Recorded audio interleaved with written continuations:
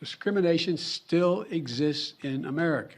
We cannot let this decision be the last word. President Joe Biden slamming today's Supreme Court decision, striking down affirmative action admissions policies in higher education, urging colleges and universities not to abandon their pursuit of greater diversity on campus. What I propose for consideration is a new standard, where colleges take into account the adversity a student has overcome when selecting among qualified applicants. The Supreme Court heard 2 cases challenging the admissions policies at Harvard and the University of North Carolina. The High Court's conservative majority ruled 6-3 to end the use of race as a factor in college admissions. Chief Justice John Roberts writing the majority opinion, saying both schools violated the Equal Protection Clause of the 14th Amendment and therefore must be invalidated.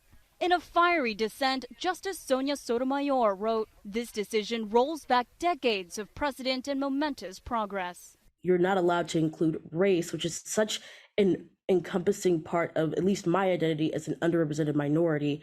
It makes me feel upset. Roberts clarified that students could still use their experiences about race in admission essays, but schools couldn't use those essays to circumvent today's ruling, saying universities may not simply establish through application essays the regime we hold unlawful. Now we look at the individual student and what they've accomplished, and we can look at what barriers they've overcome. Edward Bloom, representing the conservative advocacy group seeking to overturn affirmative action, argued before the justices that the 2 schools discriminated against Asian American applicants.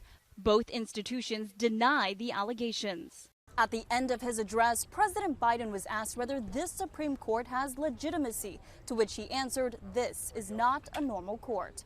Outside the Supreme Court, M. Nguyen, ABC News.